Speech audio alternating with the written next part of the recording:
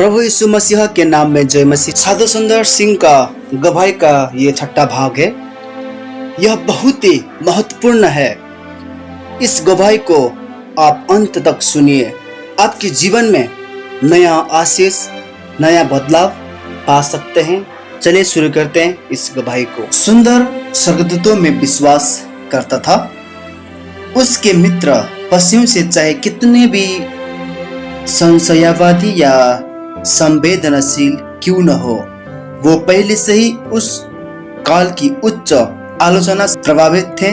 उससे इन आत्मिक जीवों के विद्वान होने या फिर उसकी सहायता करने के बारे में जरा सा भी ज्ञान न था, या फिर खतरे के समय उसकी सहायता करने की कभी आए हो। हिमालय की अपनी कुछ यात्रा के लौटने के दौरान उसने स्वाभाविक रूप से छुटकारे का अनुभव किया, जो स्वर्ग दूतों की ओर से सहायता थी, जो स्वर्गदूत के रूप में प्रकट हुए। एक अवसर पर एक जंगल के मार्ग से होते हुए नदी की ओर जाता था। उसने देखा कि वह नदी चौड़ी थी और बहुत तेज बह रही थी और वो उसे पार नहीं कर सकता था। रात भी हो रही थी और जंगली जानवरों की आवाज उसके कानों में पड़ रही थी। वो आश्चर्य कर रहा था कि वह आगे यात्रा कैसे करेगा। क्या उसके जीवन का अंत आ गया था? उस एकांत स्थान में मृत्यु सहना उसके लिए किसी और से आसान न था। उसकी आंखें आंसुओं से भर गई जब उसने नदी के उस पार एक व्यक्ति को आंख ताकते हुए देखा। उस व्यक्ति ने चिल्लाया, चिंता ना करे, मैं तुम्हारी सहायता करने को आ रहा हूं। वह पानी में उतरा और निडरता से इस पार आया और सुंदर से कहा, डरो मत, मेरे कंधों पर बैठ जाओ। उस व्यक्ति के कंधों पर बैठकर सुंदर ने पाया कि उसने नदी को पार कर तट पर आ गया है। वो सोचने लगा कि वो यही कहीं रहता होगा और उसे नदी पार करना आता होगा। मुझे इसे यीशु मसीह का शुभ सुसमाचार सुनाना चाहिए। दूसरे तट पर पहुंचने पर वह अपने बचाने वालों के कंधे से उतरा, अपने चारों ओर दिशा के ज्ञान के लिए देखा, फिर उससे बातें करने के पीछे मुड़ा, पर वह पुरुष लुप्त हो चुका था और वहां आग जलने का कोई निशान भी नहीं था। एक दूसरे अवसर पर थकान और पैरों के छालों के कारण वह मानसिक रूप से बड़ा ही हतोत्साह महसूस करते हुए पैर घसीट कर चल रहा था। जब उसके साथ एक और व्यक्ति चलने लगा, वह उससे मित्रवर और उत्साहित रीति से बात करने लगा। जिस गांव में वे जा रहे थे, वहां पहुंचते ही पहुंचते उसका मन हल्का हो गया। पर इस वक्त भी वो अपने नए मित्र की ओर मुड़ा और इस वक्त भी उसने अपने आप को अकेला पाया। उसका मित्र ओझल हो गया था। अब मैं जान गया हूं कि वह प्रभु का दूत था, जो मुझे मेरी कमजोरी में शक्ति प्रदान करने और उठाने के लिए भेजा गया। एक शाम को जब वह कानियान नामक स्थान में प्रचार करने की कोशिश कर रहा था, तो वह बार बार कुछ व्यक्तियों के द्वारा रोक दिया जाता था जो उसका कड़ा विरोध कर रहे थे। वो एक निर्जन स्थान की ओर गया और भूख और बदहाली से वह एक पेड़ के नीचे गिरा और सो गया। आधी रात को उसे किसी ने छुआ और एक आवाज ने उससे कहा कि उठो और खाओ। उसके बाजू में दो पुरुष थे, एक खाने के लिए भोजन और दूसरा पाने के लिए खड़ा था। वो यह सोचकर कि वो गांव वाले होंगे और उस पर दया की होगी, उसने स्वल्पाहार को धन्यवाद पूर्वक ग्रहण किया और जब वो संतुष्ट हो गया, वह उनसे बात करने के लिए ऊपर देखा, पर वो ओझल हो गए थे। स्वर्गदूतों की मदद और छुटकारा की सबसे उल्लेखनीय घटना थी, जिसके बारे में उसने बताया। जब वह तिब्बत से रासा नामक शहर में पहुंचा, यहाँ एक विदेशी को देश में प्रवेश करने और धर्म प्रचार करने के लिए देश में प्रवेश करने के जुर्म में गिरफ्तार कर लिया गया। वह प्रधान लामा के पास लाया गया, जिससे उसे सजा सुनाती थी, ऐसी सजा जो मृत्यु दंड के बराबर थी। पर तिब्बती धर्म में किसी की जान लेने की मनाही थी, इसीलिए उन्होंने किसी व्यक्ति को वास्तव में न मारकर अपराधी को मरने के लिए छोड़ देने के दो तरीकों का इलाज किया था। एक था कि उसे याक की चमड़ी से सील दिया जाए, फिर उसे धूप में गिरी छोड़ दिया जाए, जिससे याक की चमड़ी सुखड़ेगी, जिसके द्वारा वो रौंदा जाएगा। दूसरा तरीका था कि उसे एक सूखे कुएं में ढालकर उसका ढक्कन बंद कर उसे वहां छोड़ दिया जाए। दोनों ही स्थितियों में उसे हाथ से नहीं मारा जाता था, क्योंकि वो शक्तियां जो याक की चमड़ी को सुखड़ने देती या फिर मनुष्य के शरीर की भूख और प्यास से मरने देती, उनके नियंत्रण में नहीं थी, अतः वो निर्दोष थे। सुंदर के लिए जो तरीका चुना गया था कि उसे कुएं में ढाल दिया जाए, उसे घसीटकर वहां ले जाया गया। कुएं का ढक्कन खोला गया और उसे एक किनारे से गड्ढे में ढकेल दिया गया, जो ऐसी बदबू से भरा था कि उसकी स्वयं की आत्मा सहम गई। उसकी सतह मरे हुए मनुष्य की हड्डी और सड़े हुए मांस की गंध से भर गई और उसकी दुर्गंध असहनीय थी। फिर जो भी रोशनी आ रही थी वो भी बंद हो गई थी, क्योंकि ढक्कन बंद कर दिया गया और वो अंधेरे में रह गया। यह उसके पिछले किसी भी अनुभव से अत्यधिक बुरा था। इस यात्रा में उससे साथ कोई भी न था। वह एक ऐसे देश में था जिससे वह अनजान था और उसने अनुभव किया कि मानवीय स्तर पर सोचा जाए तो उसकी स्थिति निराशाजनक थी। किसी मानवीय स्रोत से सहायता प्राप्त होने की कोई संभावना नहीं थी। शताब्दी के समय जो आंतरिक आनंद वो अनुभव कर रहा था, अब वो नहीं था। हे मेरे प्रभु, तूने मुझे क्यों छोड़ दिया?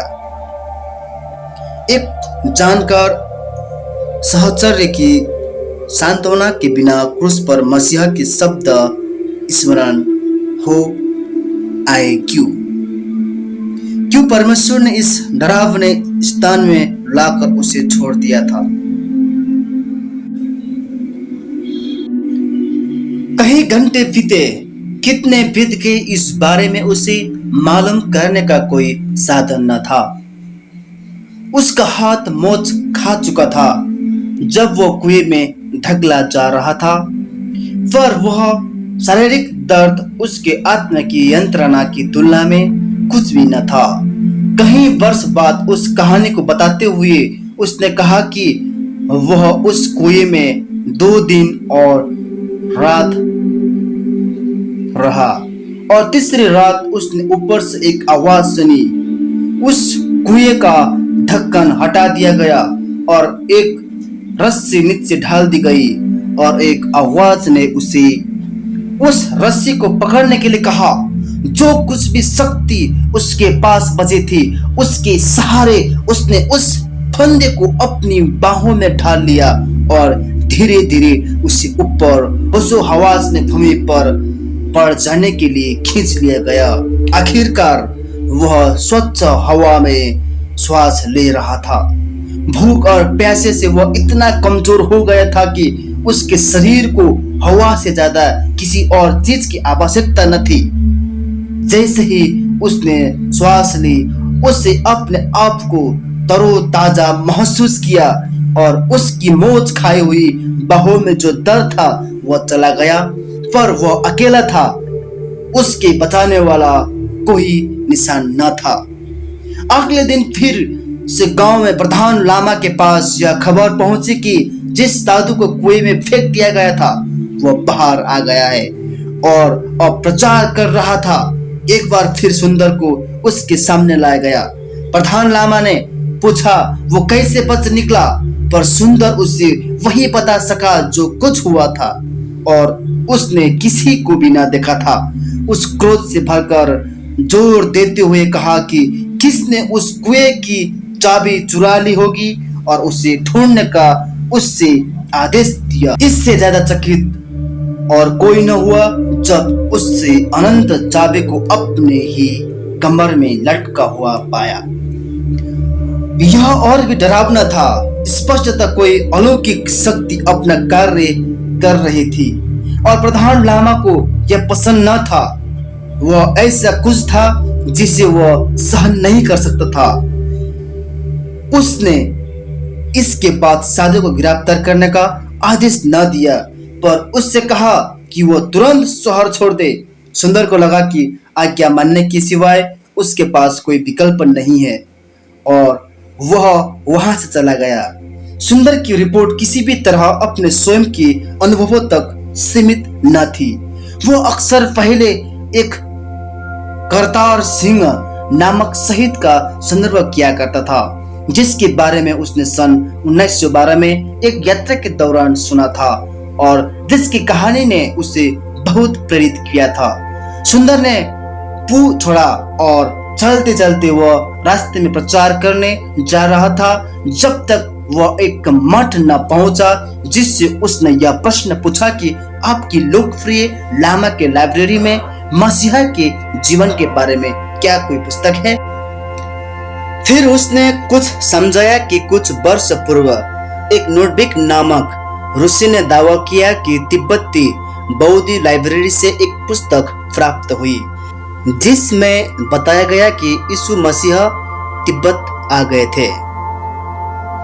लामा ने उससे कहा ऐसा नहीं है, उनकी किसी भी लाइब्रेरी में ऐसी कोई भी पुस्तक नहीं थी। यह बात सत्य थी कि कुछ 100 वर्ष पहले मसीह प्रचारक लोग आए थे और एक राजा का धर्मांतरण किया था, पर उसके मरने के बाद उसके उत्तराधिकारी ने मसीहत को समाप्त कर दिया था और वक्त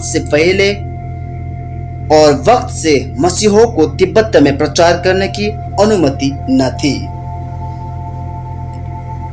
प्रधान लामा से बातचीत के बारे में उनसे और कुछ नहीं बताया, पर जैसे ही वह उस क्षेत्र के कई लोगों के पास जाता था उसे कड़ा विरोध और धमकियों को सामना करना पड़ा।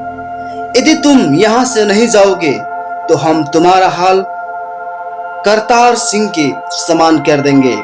उस व्यक्ति के बारे में बार बार सुंदर के द्वारा संदर्भ दिए जाने के कारण सुंदर उसके बारे में जानकारी हासिल करने को बाध्य हो गया और यह जानकारी उसे तिब्बतियों और अन्य शस्त्रों से प्राप्त हुई, जिसके जरिए उसने यह कहानी तैयार की। करतार सिंह पटियाला का एक युवक सिख था, वही क्षेत्र जिससे स्वयं सुंदर आया था, जिसने मसीहा बनने का निर्णय लिया था। सुंदर को इस बात का पता न था कि यह कैसे हुआ, पर उसके पिता की प्रतिक्रिया जब करतार ने उससे कहा सुंदर के पिता के समान थी, यद्यपि और भी उग्र थी। करतार सिंह से कहा गया था कि वह अपने सारे कपड़े उतारकर पिता के चरणों में रख दे और घर से बाहर कभी न लौटने के लिए निकल जाए। 2 या 3 दिन वह पूर्ण नंगा जंगल में था, पर सुंदर के जैसे वह आंतरिक शांति से भरा हुआ था।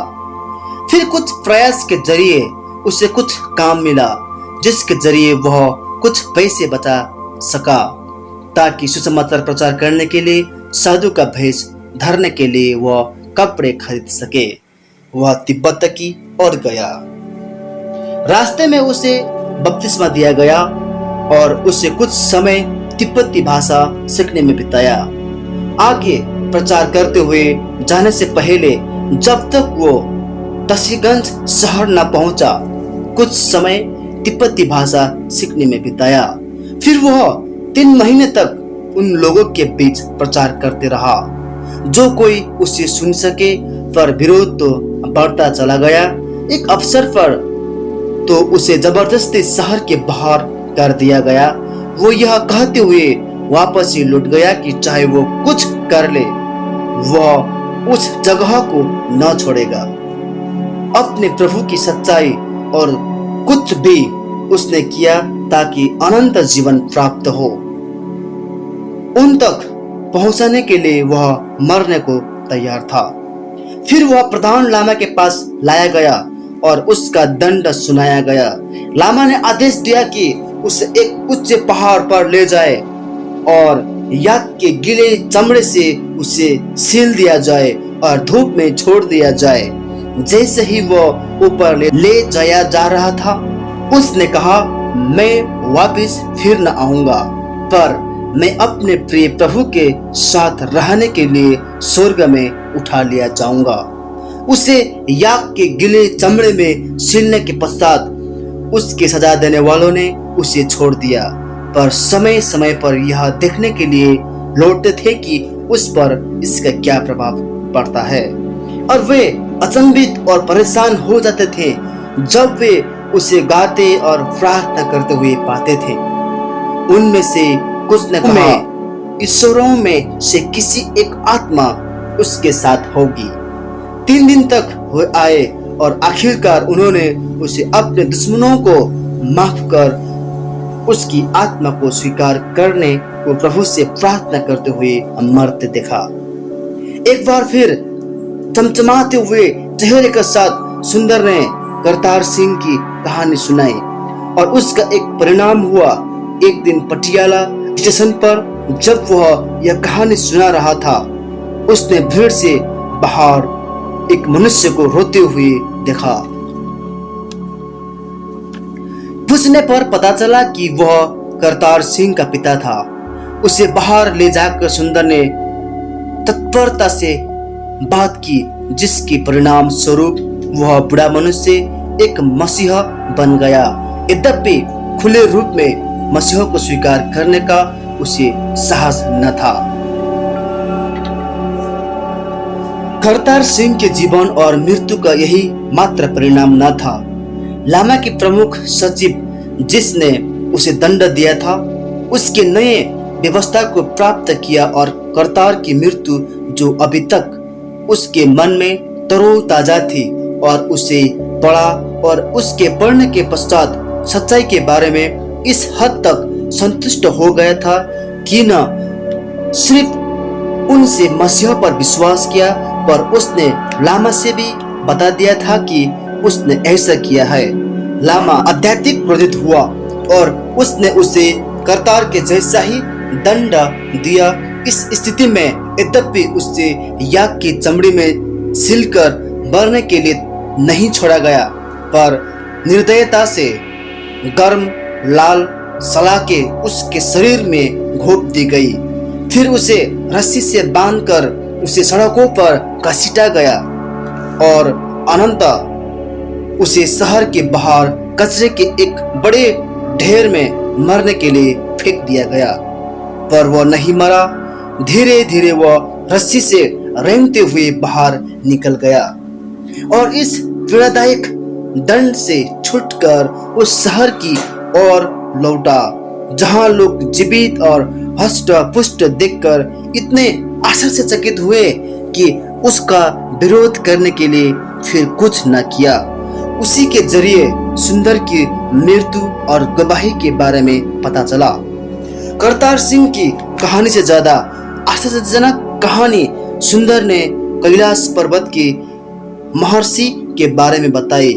यह असाधारण मनुष्य जो 300 साल होने का दावा करता था, कैलाश के क्षेत्र में एक साधु के समान रहता था। एक दुरुस्त और सुंदर के क्षेत्र था जहाँ कई बौद्धि और अन्य साधुओं के रहने के लिए जाना जाता था। अधिकांश लोग वहाँ रहते थे, वो एक दूसरे से भी अधिक दूर रहते थे, शांति की खोज में अति अनुशासन में रहते थे, जिसका अर्थ अंततः क्षमा प्राप्त करना था। पर महर्षि बहुत भिन्न था। वह एक मसीहा था और सुंदर अचानक ही उसके पास एक दिन आया।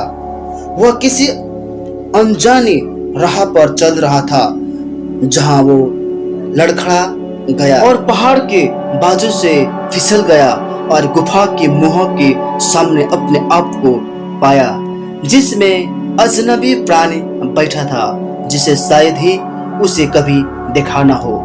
वह एक बूढ़ा मनुष्य था, जिसके चेहरे और दाढ़ी भी नहीं, पर लगभग पूरे शरीर पर बाल थे। उसने दया भरी नजरों से देखा और बिना आश्चर्य के सुंदर के साथ मुक्त रीति से बातचीत करने लगा और उसे बताया कि वो कहां से आया और वो वहां किस लिए था। उसने कहा कि उसका जन्म मिस्र के अलेक्जेंड्रिया में हुआ था और उसे संत फ्रांसिस जेवी के भतीजे ने बपतिस्मा दिया था। वह सुसमाचार का प्रचार करते हुए कई देशों में यात्रा कर चुका था और वह 20 भाषा बोलना जानता था। वह समय आया जब उसने अनुभव किया कि वह इस प्रकार का जीवन जीने के लिए बहुत बुरा हो चला था। इसी वजह से वह इस दूरस्थ स्थान में आ गया था कि वह अपने आप को प्रार्थना में समर्पित करे। और जो कुछ उसने सुंदर को बताया, इससे स्पष्ट हो गया था कि उसे सुंदर के कुछ मित्रों के बारे में अलौकिक ज्ञान था। एक उदाहरण एक मिशनरी के बारे में था जिसे वो जानता था, जिसके बारे में महर्षि ने कहा था कि उसके कह दो कि मैं अपने लिए प्रार्थना नहीं कर सकता, जबकि वो इस बीच अपने गुप्त पाप में रहना जारी रखता है। यदि मैं उसके लिए प्रार्थना करता हूँ तो पाप उसका उत्तर रोक देगा। सुंदर आश्चर्य में पड़ गया। उसे नहीं पता था कि मिशनरी की कोई गुप्त पाप है। जब वह उसे मिला, उसने महर्षि का संदेश उसे दिया और वह व्यक्ति ने पश्चाताप और आंसुओं के साथ इस पाप को स्वीकार किया जो किसी और को पता न चल सकता था। एक अन्य उदाहरण उन 4 व्यक्तियों के बारे में थे जो कुछ समय बाद महर्षि से भेंट करने के लिए निकले, पर उन्होंने यात्रा को अपनी शक्ति से बाहर पाया और वापस ही लौट गए। जब सुंदर अकेला वहां पहुंचा तब महर्षि ने उसे कहा, अब बताओ सुंदर, तुम किस प्रयोजन से यहाँ आए हो? अन्य लोग तो चले गए थे और उसने उन 4 का नाम सही सही बता दिया। फिर उसने कहा वह उनके लिए प्रार्थना करेगा और यह भी कहा कि ज्यादा वेतन की इच्छा त्याग कर प्रभु के काम को करना जारी रखे। महर्षि ने सुंदर को एक गुप्त समाज के बारे में भी बताया जो गुप्त सन्यासी मिशन कहलाता था, जो मसीहा के समय में चलता आ रहा था। महर्षि ने कहा कि अब उन मिशन के 24,000 सदस्य थे, पर वे गुप्त विश्वासी थे। सुंदर को इस बात को सुनकर कोई आश्चर्य न हुआ, क्योंकि उसने कहा कि उसकी यात्रा के दौरान उसकी सहायता ऐसे लोगों के द्वारा की गई है कि जिन्होंने बताया कि वे इस मिशन के थे, पर सार्वजनिक रूप से इसे स्वीकार करने के लिए तैयार न थे।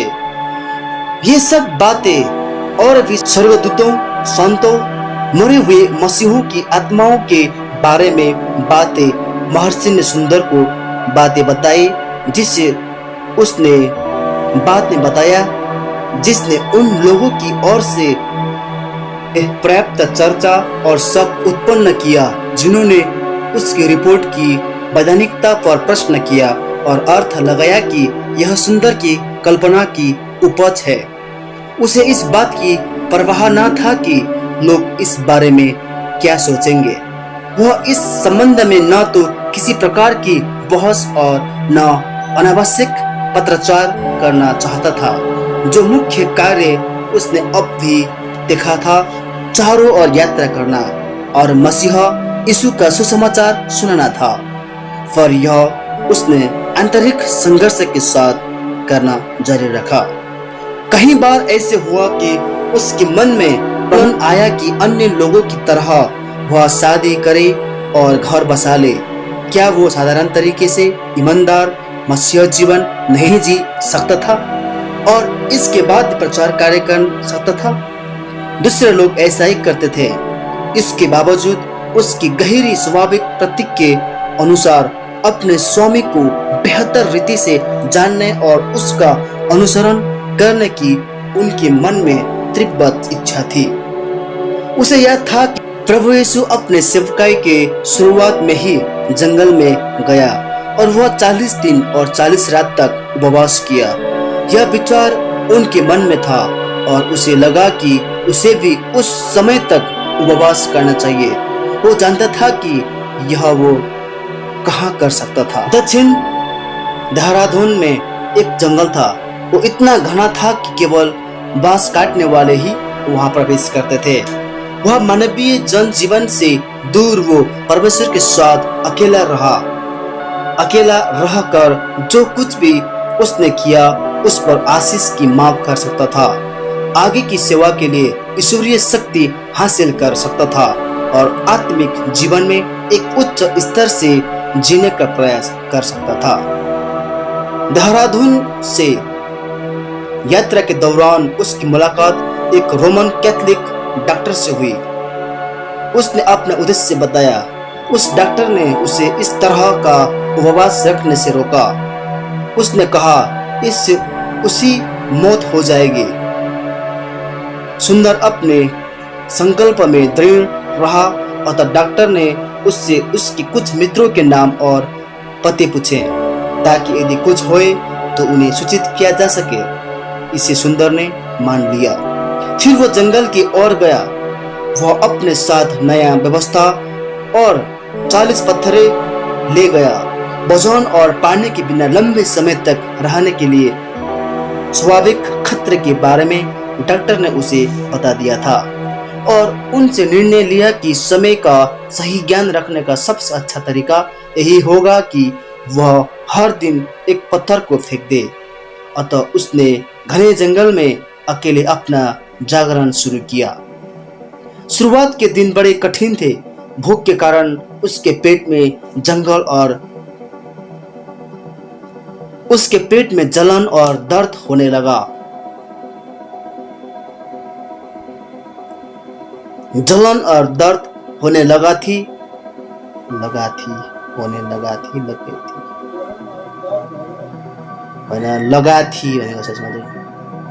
जलन और दर्द होने